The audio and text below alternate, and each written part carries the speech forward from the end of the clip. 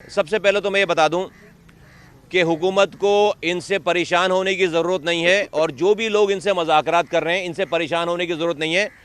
ये हुकूमत से बाहर नहीं जा सकते इसलिए कि इनकी करप्शन की सांसें हुकूमत के साथ चलती हैं, इनकी करप्शन की सांसें हुकूमत के साथ जुड़ी हुई हैं।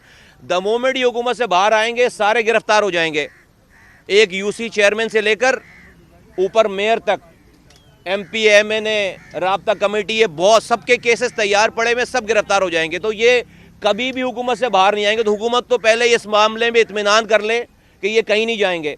ये इनकी आपस की ग्रुपिंग है और मैं समझता हूँ कि खालिद मकबूल सिद्दीकी साहब के साथ, खालिद मकबूल सिद्दीकी भाई के साथ आमिर खान साहब ने जो है वो अच्छा नहीं किया है और आमिर खान साहब ने अपने ग्रुप के साथ खालिद मकबूल सिद्दीकी साहब को जो है वो मजबूर किया है कि वो रिज़ाइन दें। और क्यों रिज़ाइन दिलवाया? इसलिए कि वो अपने साथ आए हुए हकीकी से आए हुए अमीनुल हक साहब को वज़ीर बनाना चाहते हैं और एक रहनुमा जो उनके छोटे बने हुए हैं उनको उन्होंने एडवाइज़र बनाने का अंदिया दे रखा है। वो रहनुमा साहब ने अपने घर वालों से शायद वादा कर लिया कि वो झंडे वाली गाड़ी में उनको बिठाएंगे। तो बेसिकली इन दो लोगों को मिनिस्ट्री दिलवाने के लिए खालिद मकबूल सिद्दीकी साहब को के ऊपर प्रेशर करके खालिद भाई के साथ ये जो है वो ये किया गया। क्या मुतालबात है इनके? कह रहे जी हमारे खुर्शीद मेमोरियल हॉल दे दो, हमें फ़ंड जारी कर दो। फ़ंड इसलिए जारी कर दो ताकि जो है वो आखिरी दफ़ा बारी आई हुई है, अभी अपने बिजनेस को और इन्हांस करना है। अगर ये मुज़ाकरात कामयाब भी होते हैं तो ये नहीं होना चाहिए कि खालिद भाई को वजारत से हटाकर किसी और को वजीर बनाया जाए, अमीनुल हक को वजीर बनाया जाए। ये बहुत बड़ी साजिश है। अगर भाई हुकूमत कराची वालों के साथ अच्छा नहीं कर रही होती तो तुम्हें सबसे पहले अपने मेयर से रिजाइन कराना चाहिए था। एक आईटी मिनिस्टर से कराची वालों का क्या ताल्लुक? अगर आप देखें तो आमिर खान साहब ने एमक्यूएम में आने के बाद अपने हकीकी में रहने के बाद के वक्त का जो प्लान था वो प्लान एग्जीक्यूट उन्होंने एमक्यूएम में आने के बाद किया है। 2011 में आए और आने के एक साल के बाद जो है उन्होंने अल्ताफ़ हुसैन साहब को उल्टी सीधी बातें करना शुरू की और अनीस कायम खानी के ख़िलाफ़ साजिशें शुरू कर दी। 2013 में छोड़कर चले गए, एमक्यूएम गिरना शुरू हो गई। फिर ये एमक्यूएम गिरने के बाद फारूक सत्तार के पास आई, फारूक सत्तार का काम लगा दिया। आखिरी एमक्यूएम का आदमी जो है वो खालिद मकबूल सिद्दीकी बच गए थे, उसका भी काम लगा दिया और अभी पूरी जो है वो एमक्यूएम हकीकी बन गई है। अगर कोई भी यहाँ पर लिसानियत के नाम पर सियासत करेगा वो अपनी कम्युनिटी से ज्यादती कर रहा होगा। मुझे पख्तूनों को, सिंधियों को, बलोचों को, पंजाबियों को, हज़ारेवाल सराइकियों को मुझे दुश्मन नहीं बनाना मुहाजिर का। अल्लाह ताला ने हमसे जो भी बात कहलवाई है, अल्लाह ताला ने खुद हमारी बातों को सही साबित कर दिया।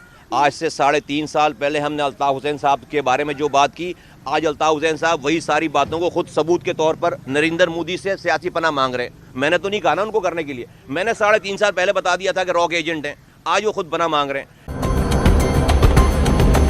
तो 1.5 साल से लोग सुन रहे हैं कि जी डिफॉल्ट होने वाला था, डिफॉल्ट होने वाला था। अच्छा सर आप पूछ लेना। हमने 5.8 पे जीडीपी इन्हें दिया है, अब ये 2.4 होने वाला है।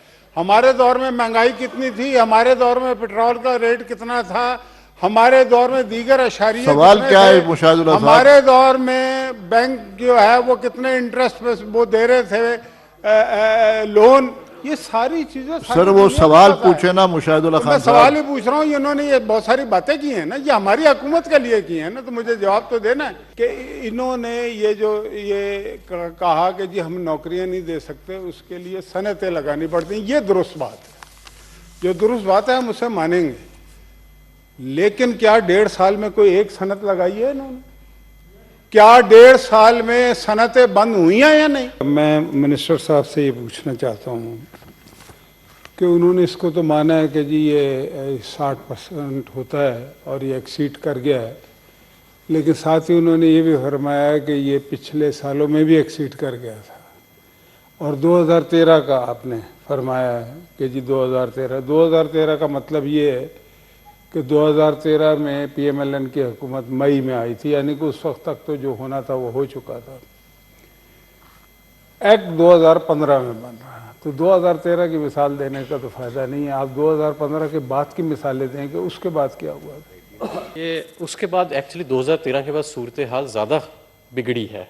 जितना डेट टू GDP PMLN ने लिया था, जब वो छोड़ के गए तो उससे काफ़ी तजावज़ कर गया था। ये 73% पे चले गए थे। उसकी वजह यही थी कि डेफिसिट फाइनेंसिंग हो रही थी आपका।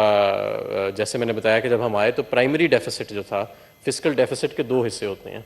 एक पूरा कंसोलिडेटेड डेफिसिट होता है जिसमें आपके अखराजात, आपकी आमदन और आप जो सूद पे कर्जा अदा करते हैं वो सब शामिल होता है। और एक प्राइमरी डेफिसिट होता है जिसमें से आप सूद को निकाल देते हैं और सिर्फ आपका रेवेन्यू और आपका एक्सपेंडिचर सूद के अलावा जो है वो होता है। तो वो भी नेगेटिव में था, जिसका ये मतलब था कि हुकूमत जो नए कर्जे ले रही थी वो पुराने कर्जे उतारने के लिए नहीं, पुराने कर्जों पे सूद उतारने के लिए ले रही थी। अब अल्हम्दुलिल्लाह हमारा फर्स्ट क्वार्टर में प्राइमरी जो है आपका बैलेंस वो सरप्लस में आया है और काफ़ी सालों के बाद वो सरप्लस के अंदर आया है। लेकिन ये सरप्लस जो है, इसका ये मतलब नहीं है कि आपकी डेट टू GDP जो है वो कंट्रोल हो जाएगी। सिर्फ बेहतरी ज़रूर आएगी, लेकिन हम ये समझते हैं कि अगले 2-3 साल में ये डेट टू GDP जो है, जो पिछले सालों में बढ़ता चला आया है, इस साल से अगर ऑनवर्ड्स अगर आप देखेंगे, क्योंकि इस साल हमें डीवैल्यूएशन की वजह से इसमें जो रीवैल्यू हुई है आपकी डेट उसमें इजाफा हुआ है। लेकिन आइंदा जो साल है उसके अंदर जैसे जैसे आपके खसारे कम होंगे, आपकी बोरिंग नीड्स कम होंगी और ये डेट टू GDP में इंशाल्लाह ताला कमी आएगी। ऐसा जिसका जवाब अभी भी नहीं आया कि 2015 के बाद का फिगर बता दें, 16 में क्या था, 17 में क्या था। इससे ज़्यादा मेरा तो लंबा चौड़ा क्वेश्चन ही नहीं होता। मेरे पास जो एग्जैक्ट ईयर वाइज फिगर्स का ब्रेकडाउन है, लेकिन मुझे ये पता है कि 63.8% 2013 में था और तकरीबन 72.1% जब इनकी हुकूमत ख़त्म हुई 2018 में, तो उस वक़्त था। वजीर साहब ने तो ये कहा है कि ऐसा होता है, ये कह रहे हैं मेरे नॉलेज में नहीं है। अब सिर्फ ये बता दें कि आप दोनों में से हम किसकी बात माने, जो कहेंगे हम मान लें। मेरा ख्याल है समझने में थोड़ी उनको लगी है। हम एक ही बात कर रहे हैं। मैं ये कह रहा हूँ कि रूल्स में ये लिखा गया है कि अगर आप डेट लिमिटेशन एक्ट को एक्सीड करें तो आपने दोनों हाउसेस ऑफ पार्लियामेंट में जाके उसकी रीज़न स्टेट करनी है। ये कह रहे हैं कि इससे ज़्यादा विगरस कोई मैकेनिज़्म बनाना चाहिए जो मौजूद है। इन दोनों बातों में कोई तसादुम नहीं है। ये मैं मौजूदा जो हकाइक हैं वो बता रहा हूँ कि सूरत हाल कानून क्या कहता है। ये कह रहे हैं कि कानून क्या होना चाहिए। Everybody know that the economy is not running on the right shape. मेरा ऑनरेबल मिनिस्टर से एक क्वेश्चन है कि जो बजट डेफिसिट के साथ और 13.8 इन्फ्लेशन रेट के साथ, 2.5 ग्रोथ रेट के साथ आप कोई ऐसा अमल लाए हैं हुकूमत की नज़र में, या कोई ऐसा स्पेसिफिक प्रोग्राम जिसे आप फॉरेन डेट रिटायरमेंट का नाम दे सके। पूरी दुनिया में जहां भी डेट हुआ है ज्यादा, उसको पहले रिटायर करने का प्रोग्राम भी लाया जाता है।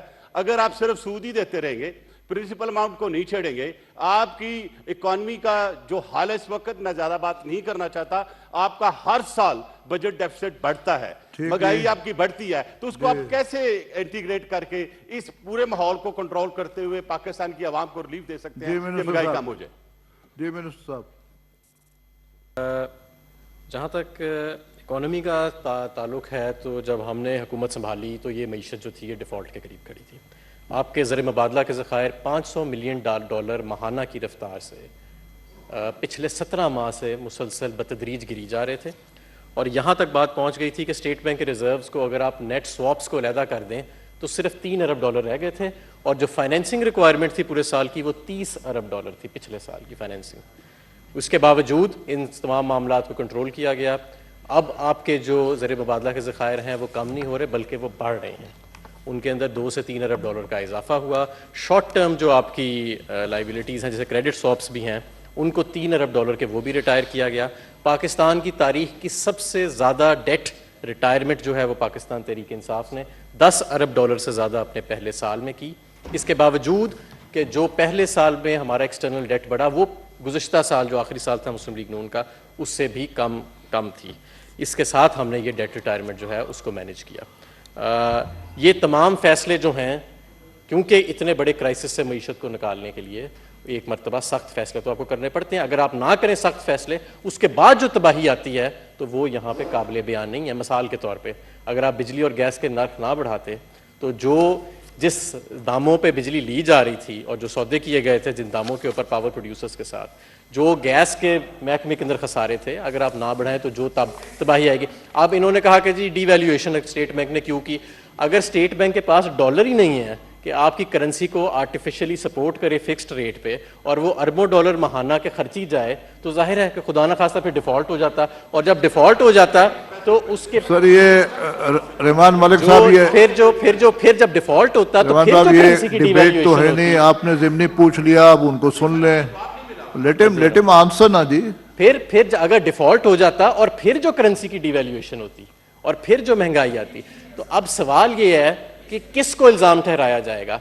वो शख्स जिसने उन एडजस्टमेंट्स को किया क्योंकि और कोई चारा नहीं था, या वो जमात जो इस नहज पे लेके आई मामलात को कि इन सख्त फैसले किए बगैर जो है वो और आप अपनी तबाही से बचा नहीं सकते? ठीक जी।